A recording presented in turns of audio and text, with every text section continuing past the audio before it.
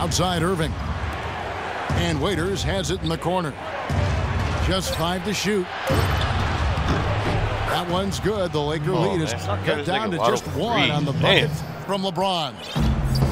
Getting the feel out there from long range, guys. That's his second 3 of the half. And it's Dion Waiters with the foul. That's his first foul. And Los Angeles with some changes. Carlos Delfino's checked in for Parsons. Ellington comes in for Bryant. And it's Jeremy Lin in for Jameer Nelson. Timeout called Cleveland. Well, the Lakers are in another one of those transition stages, and they've not had many in the history of the franchise. But they do need to start looking for that next superstar to build the team around.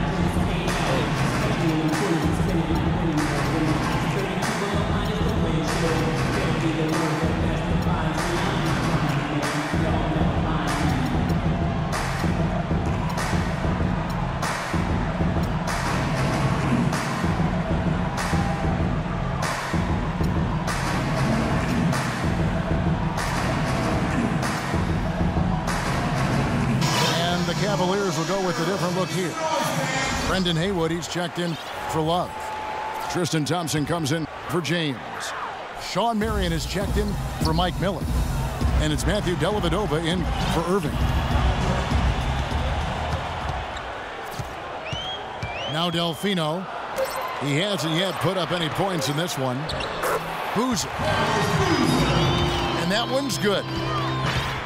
And the Lakers lead by 3. As you said, Kobe's starting to get to the age where you just don't know how many years he has left, especially with all the injuries.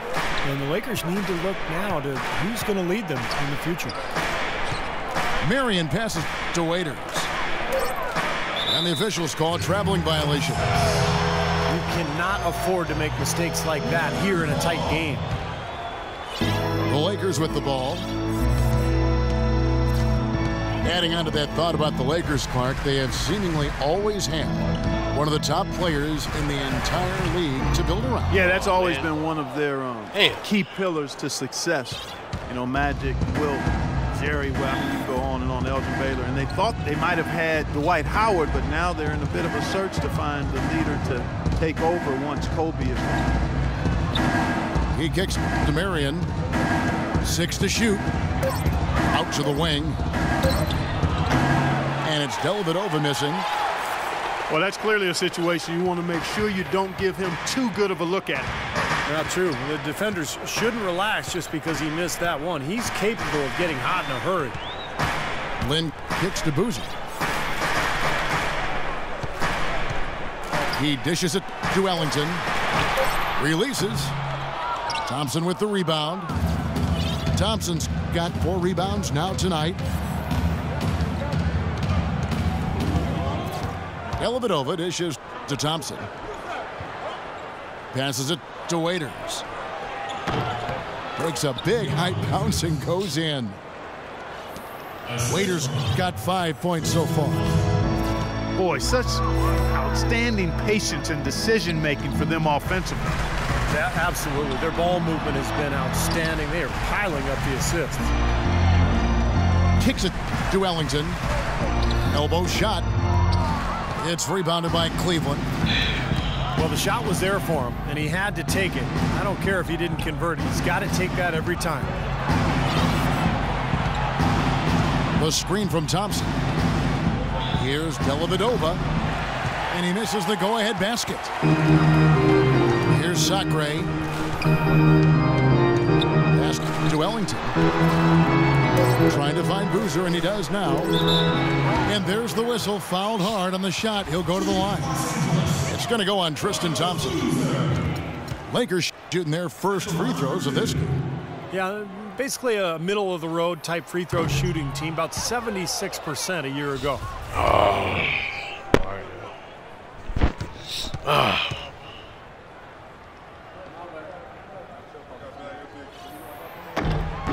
He hits the second from the line.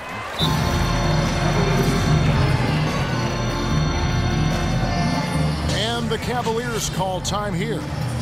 Gotta like what Carlos Boozer's been doing in this game. They need to make some adjustments because he's absolutely scorching.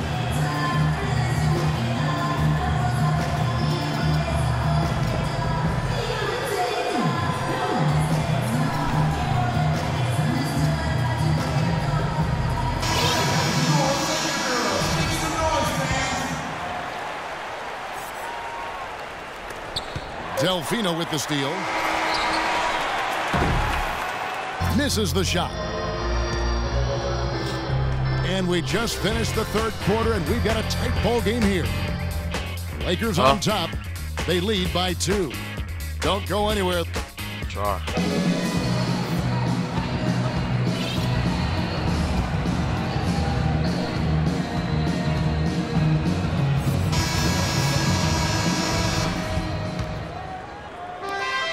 Cavaliers trailing. We've got Carlos Delfino. Carlos Boozer out there with Robert Sacco.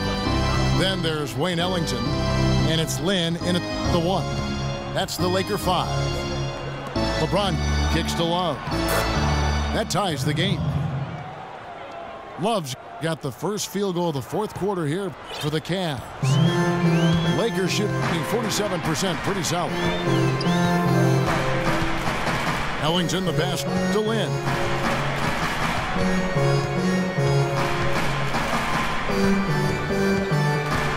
There's the dish to Boozer.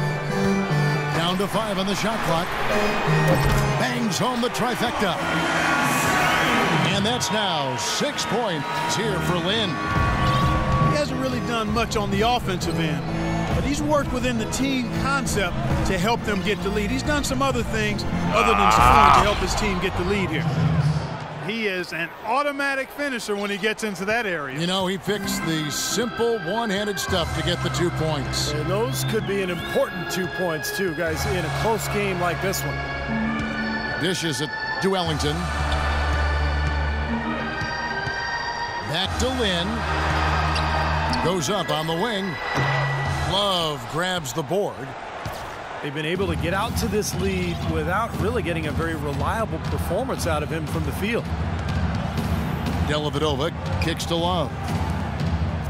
Cleveland moving it around. Here's Miller. Here's Thompson. Dellavedova dishes to LeBron to take the lead. That's good. James has got 30 points. He has really punished these defenders today. No matter who's been on him, he's been giving them medicine. Los Angeles calls timeout. You know, LeBron has an interesting tradition during the playoffs. He turns his cell phone off, stops watching sports television, and instead he watches movies and reads books. And it sounds like a good life lesson for all of us. And for LeBron, that tradition started a handful of seasons ago, Clark. You'll even catch him reading books before games. Well, you know, I've heard it said that all readers aren't leaders, but all leaders read. And LeBron James, whether it's fiction or nonfiction, autobiographies of Malcolm X, Jerry West, and even his friend Jay-Z, he has dedicated himself to expanding his knowledge. That's a good sign. As you did. You are a voracious reader. I love to read. I've always loved to read. Both teams deciding to change it up. Let's find out what Doris Burke has for us. Thanks, guys. I was able to hear Byron Scott coaching his team during the break. He was not at all satisfied with their effort levels, saying, "We're losing the hustle plays and all the 50-50 balls. We simply can't win that way. We've got to get after it." Let's see how they respond, Kevin. All right, Doris, thanks. Julius Randle had a great freshman season at Kentucky, amazingly consistent and dominant at times. But he still saw his stock fall a little bit. Concerns about his lack of length. He struggled at times to finish oversized. He didn't come up with a great number of steals or block shots. The question is, will he be undersized or a defensive liability at the pro level? We'll see, but I think he's going to be a productive pro. And Randall struggled at times to finish over length. The low rate of steals and blocks, will he be undersized or a defensive liability at the pro level? That's been the question with him. I don't have the answer to that, but it's certainly a good question. I mean, teams like their bigs to do 4 things: defend the rim, space the floor, rebound, and score inside. We know Randall can handle the last 2. Time will tell if he can get things done in the former 2. Randall with a screen for Bryant. Nobody near Parsons. That's good, and it's Bryant with the assist. And that's 15 points for Chandler Parsons. Timeout called the Cavaliers. Well, Kobe has always had an alpha personality, but I don't think he came into the league as a natural leader. He was more of a loner. As his career has worn on, he's realized the need to really engage his teammates for the good of the team. And Kobe Bryant, I think we've noticed, becoming less guarded in interviews, seems to be a little more open and forthcoming and authentic. And I think that's helped him express his personality both with teammates and the public. And I find it to be kind of refreshing and a good thing.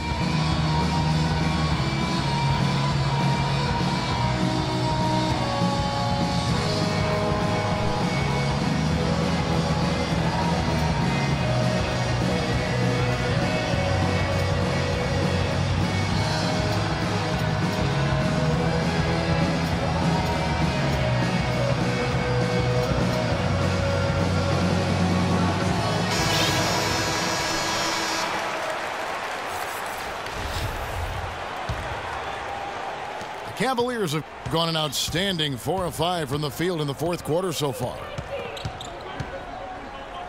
And Kobe, Steve, one of the most intense competitors the league has seen. Sometimes that intensity, though, can rub teammates the wrong way. Well, the great ones always challenge their teammates to be at their best, and sometimes, it can go overboard. I think the challenge for Kobe is to figure out his new teammates, what makes them tick, and make sure he pushes the right buttons. Noel sets a screen for Nelson. 6 to shoot. Parsons with a screen on Miller. Bank shot, no good. You've got to like what they've been doing down there in the low post, Clark. I do. I love it. Their rebounding has been outstanding. So important in a tight game. Now the feed to LeBron. Love with the screen on Parsons. Miller, no up. Not a good look at the hoop. They've got to do a better job offensively creating some space. 4th quarter of play, and over 3.5 minutes have gone by. Nelson, the pass to Kobe. Parsons sets a screen for Kobe. Nobody near Parsons. Parsons missing again. That's a low percentage shot right there. Yeah, it sure is. I mean, he's got to be thinking out there a little better. Make the pass in that situation. Don't force a bad shot. Here's Love.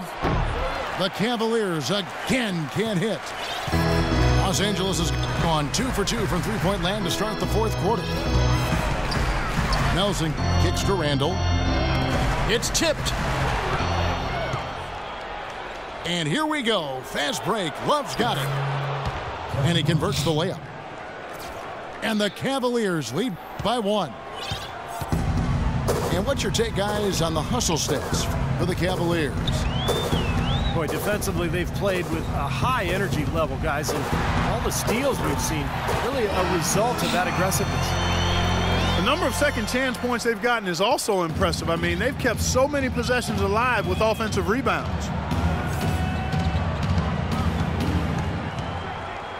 Outside Irving. Miller outside. From outside the arc. Rebounded by Jameer Nelson.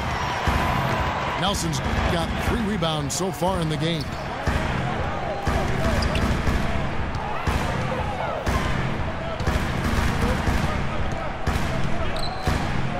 Feeds it to Bryant. From 10 feet out. And again, it's the Lakers. Tell you what, he's been zeroed in on the hoop all quarter long, making big shots. And here is Irving. James, a screen on Nelson. Throws it up high. And finished off by LeBron. You can see the eye contact there. Gave a little nod and then burst to the rim for the alley-oop slam. No doubt, Clark.